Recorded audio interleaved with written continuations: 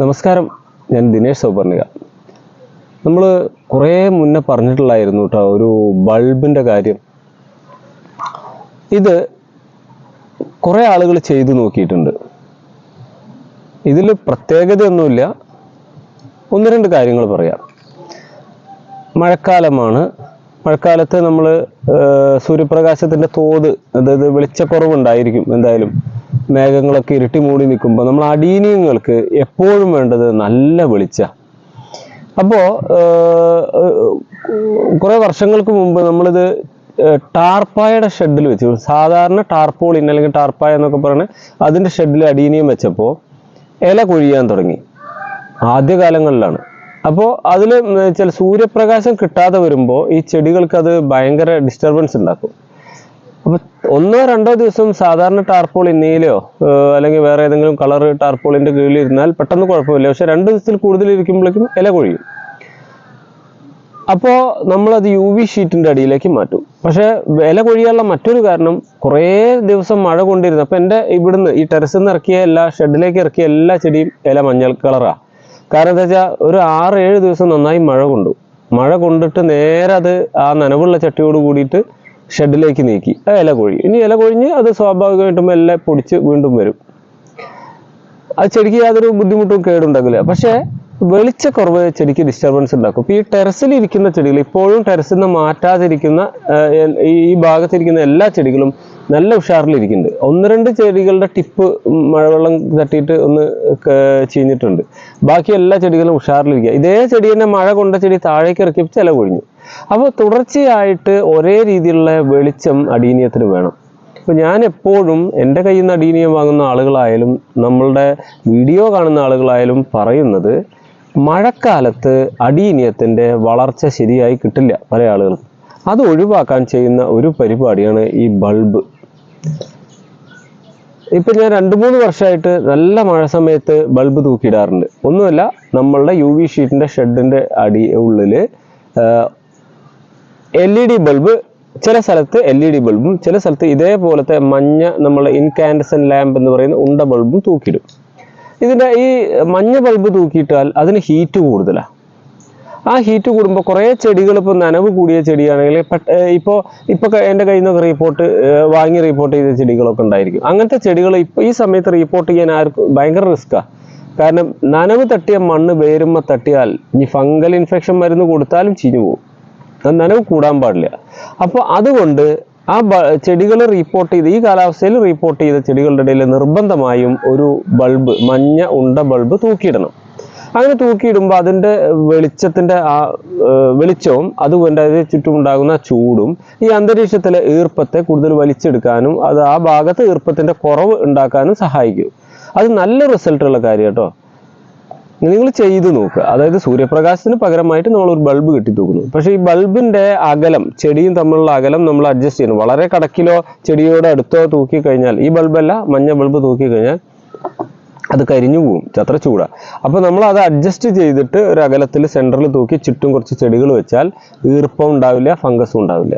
അത് നിങ്ങൾ സ്വന്തമായി ചെയ്യാം, ഇലക്ട്രീഷ്യനെ ഉപയോഗിച്ച് ചെയ്യാം.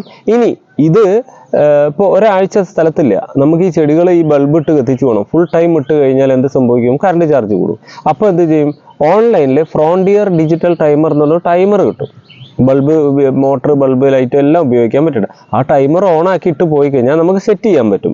രാവിലെ ഒരു 7 മണി മുതൽ 11 മണി വരെ കത്തണം. പിന്നെ ഓഫായി കിടന്നിട്ട് വൈകുന്നേരം ഒരു 4 മണി മുതൽ 5 മണി വരെ അല്ലെങ്കിൽ 6 മണി വരെ കത്തണം എന്ന് ഇട്ട് കൊടുത്താൽ നമുക്ക് ഏത് ടൈമിൽ, അതിൽ ആ ടൈമറിൽ കുറേ ഓപ്ഷൻ ഉണ്ട്, 18 ഓപ്ഷനുകളുണ്ട്. അപ്പോൾ ഇങ്ങനെ ലൈറ്റിംഗ് അറേഞ്ച്മെൻറ്റ് നിങ്ങൾ ചെയ്തു നോക്കുക. ഇത് റിസൾട്ടുള്ള കാര്യമാണ്. ഇപ്പം ഞാൻ പറഞ്ഞത് ഇൻകാൻഡസൻ ലാമ്പ് അല്ലെങ്കിൽ മഞ്ഞ ബൾബിനെ കുറിച്ചാണ്. ഈ രണ്ടാമത് ഞാൻ പറയാൻ പോകുന്നത് LED ബൾബാണ്. LED ബൾബ് നമുക്ക് ഈ ചെടികൾക്ക് നല്ല ഗ്രോത്ത് കിട്ടാൻ ഉപയോഗിക്കുന്ന സംവിധാനമാണ് LED ബൾബ്. അത് ട്യൂബ് ലൈറ്റ് ആയാലും മതി, ബൾബ് ആയാലും മതി കേട്ടോ. ഒരു ബൾബ് കത്തിച്ചിട്ട് കൊടുത്താൽ പ്രകാശ സംശ്ലേഷണം കൂടുതൽ നടക്കാനും ചെടികൾക്ക് ഗ്രോത്ത് കൂടാനും സഹായിക്കും. അപ്പോൾ നിങ്ങളുടെ അടീനിയത്തിൻ്റെ ഇടയിൽ, ഈ അടീനിയം മാത്രമല്ല കേട്ടോ, ഏത് ചെടിക്കും ഈ ലൈറ്റിംഗ് അറേഞ്ച്മെൻറ്റ് ചെയ്യാൻ പറ്റും. ഞാൻ സ്ഥിരമായി ചെയ്യുന്നതാണ്. ഇപ്പോൾ എനിക്ക് ഇവിടെ ചെയ്യേണ്ടതെന്ന് പറഞ്ഞാൽ ഇവിടെ നല്ല വെളിച്ചമുണ്ട്, നല്ല ചൂടുമുണ്ട്. മഴ കഴിഞ്ഞാൽ പെട്ടെന്ന് ചൂട് വരും. അപ്പോൾ നമ്മൾ ബൾബ് തൂക്കിയിട്ട് ഈ ഒരു 2-3 ബൾബ് LED കുറഞ്ഞ വാട്ട്സ് അല്ലേ വരുള്ളൂ, 4 വാട്ട്സ് 8 വാട്ട്സ് 9 വാട്ട്സിൻ്റെ ഒക്കെ ബൾബുകൾ ഉള്ളത് ഇങ്ങനെ 2-3 ആയിട്ട് തൂക്കിയിട്ട്, ഇതും വേണമെങ്കിൽ ടൈമർ ഇട്ട് കൊടുക്കാം, അല്ലെങ്കിൽ ഒഴിവാക്കിയിട്ട് സാധാരണ രീതിയിൽ ഓൺ ഓഫ് ആക്കിയിട്ട് കൊടുക്കാം, ഇങ്ങനെ ഇട്ട് കൊടുക്കാം. ഇനി ഇതിൽ തന്നെ LED കളർ ബൾബ്, നീല കളർ ലൈറ്റ് ഉണ്ടാകുന്ന, നീല വെളിച്ചം ഉണ്ടാകുന്നതും ചുവന്ന വെളിച്ചം ഉണ്ടാകുന്ന ബൾബുകളും സ്പെഷ്യലായിട്ട് സെലക്ട് ചെയ്ത് നിങ്ങൾക്ക് തൂക്കുകയാണെങ്കിൽ നിങ്ങളുടെ ചെടികൾക്ക് നല്ലൊരു റിസൾട്ടാണ് ഉണ്ടാകും. അത് മറ്റൊരു വീഡിയോയിൽ പറയാം. ഇപ്പം നിങ്ങൾ ലൈറ്റിനെ കുറിച്ച്, സാധാ ലൈറ്റിനെ കുറിച്ച് ചിന്തിക്കുക. ഇൻകാൻഡസെന്റ് ലാമ്പും LED ലൈറ്റും നിങ്ങളുടെ ചെടികളെ ഗ്രോത്തിന് എങ്ങനെ സഹായിക്കുന്നു നിങ്ങൾ ചെയ്തു നോക്കുക. അതുകൊണ്ടാണ് ഞാൻ എപ്പോഴും നമ്മളെ ഈ ധൈര്യത്തിൽ പറയുന്നത്, നിങ്ങൾക്ക് മഴക്കാലത്തും റിപ്പോർട്ട് ചെയ്യാം, മഴക്കാലത്ത് റിപ്പോർട്ട് ചെയ്യാം, മഴക്കാലത്ത് ചെടി പർച്ചേസ് ചെയ്ത് വെക്കാം. പക്ഷെ പല വീഡിയോയിലും പല യൂട്യൂബിലും പറയുന്നത് മഴക്കാലത്ത് റിപ്പോർട്ട് ചെയ്യരുത്, അതുപോലെ പുതിയത് വാങ്ങി വെക്കരുത്. ശരിയാണ്. കാരണം നോർമൽ കണ്ടീഷനിൽ നിങ്ങൾ ചെടി വാങ്ങി നനഞ്ഞ മണ്ണെടുത്ത് ചെടിക്കിട്ടു ചീഞ്ഞു പോകും. അതുകൊണ്ട് ഞാൻ എപ്പോഴും പറയുന്ന മറ്റൊരു കാര്യമാണ് ഡ്രൈ ആയിട്ടുള്ള മണ്ണ് വെയിലത്തിട്ട് ചൂടാക്കി എടുത്തു വെക്കാം. അല്ലെങ്കിൽ നമ്മളെ വിറകടുപ്പിൽ വെച്ച് കത്തിച്ചിട്ട് ചൂടാക്കി അതിലെ വിരകളെയും പുഴുക്കളെയും ലാർവകളെയും കൊന്ന് ചത്ത് പോയ മണ്ണ്, നല്ല ചൂടാക്കിയ മണ്ണെടുത്ത്, മണ്ണ് ചൂടാറിയതിൻ്റെ ശേഷം നിങ്ങൾ ഒരു അടീനിയം റിപ്പോർട്ട് ചെയ്യുമ്പോൾ അതിൻ്റെ ഉള്ളിലേക്ക് ഈ ചൂടാട്ടിയ മണ്ണ് അല്ലെങ്കിൽ അണുവിമുക്തമാക്കിയ ഈ മണ്ണിട്ട് കൊടുക്കുക. അപ്പോൾ വേറൊരാൾ ചോദിച്ചു, സാഫ് നന്നായി കലക്കി ഒഴിച്ചാൽ പോരെയും ചോദിച്ചു. പോരാ.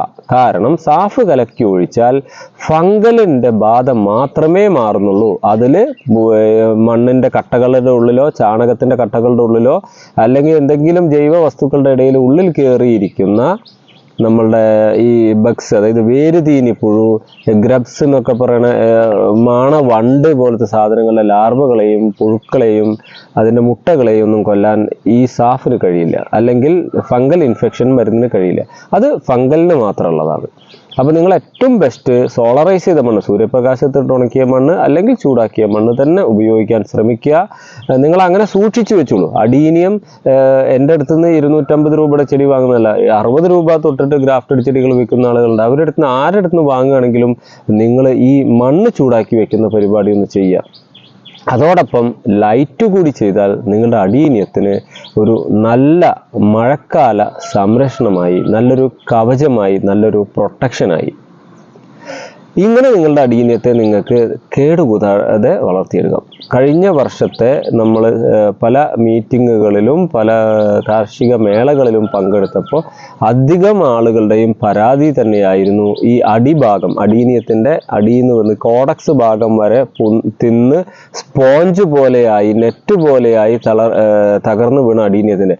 ആരും പറയാത്തത് അവർക്ക് ആ വിഷമം കൊണ്ടാണ്. കാരണം അത്രയും അടീനിയം പോയ ആളുകളുണ്ട്. അപ്പോൾ അവരെല്ലാം ചെയ്യുന്നത് സാഫ് അല്ലെങ്കിൽ ഫംഗൽ ഇൻഫെക്ഷൻ്റെ ഏതെങ്കിലും മരുന്നെടുക്കുന്നു, ഈ കേട് ഉണ്ടായ ഭാഗം ചെത്തിക്കളയുന്നു, അവിടെ ഈ ഫംഗൽ ഇൻഫെക്ഷൻ മരുന്ന് അടിച്ചിട്ട് ചില ആളുകൾ തല കീഴായി കെട്ടിത്തൂക്കും, ചില ആളുകൾ വേരടിയിലേക്കായി കെട്ടിത്തൂക്കും, ചില ആളുകൾ വെറുതെ ചാരി വയ്ക്കും. ഇങ്ങനെയൊക്കെ ചെയ്യുക. അപ്പോൾ അത് ഓക്കെ, ഫംഗലിന് ഓക്കെയാണ്. പക്ഷേ ഈ ഗ്രബ്സ്, വണ്ട് പോലത്തെ സാധനങ്ങൾ കയറിയ ചെടികൾക്ക് അതൊന്നും ശാശ്വത പരിഹാരമല്ല. അതുകൊണ്ട് എല്ലാ ആളുകളും, അടീനിയം വളർത്തുന്ന എല്ലാ ആളുകളും ഈ സോളറൈസ് ചെയ്ത മണ്ണ് അല്ലെങ്കിൽ അണുയുക്തമാക്കിയ മണ്ണ് ഉപയോഗിക്കുക. പിന്നെ ചാണകത്തിൻ്റെ കട്ടകളായിട്ടുള്ള ഭാഗങ്ങൾ വളങ്ങളായിട്ട് ഉപയോഗിക്കാതിരിക്കുകയൊക്കെ ചെയ്താൽ നമുക്കൊരു പരിധിവരെയല്ല, ഒരു 99% ഈ വേരുതീനിപ്പുഴുവിൻ്റെ പ്രശ്നങ്ങളെ നമുക്ക് ഒഴിവാക്കാൻ പറ്റും. പിന്നെ വരുന്നത് നമുക്ക് എന്തെങ്കിലും കെമിക്കൽ പെസ്റ്റിസൈഡോ ഇൻസെക്ടിസൈഡോ ഏതെങ്കിലുമൊക്കെ ഉപയോഗിക്കേണ്ടി വരും. അത് അവസാന ഘട്ടത്തിൽ. നോർമൽ കേസിൽ ഇത് നന്നാക്കി വളർത്തിയെടുക്കാൻ പറ്റും. ബൾബിൻ്റെ കഥ മറക്കണ്ട. ഓക്കെ.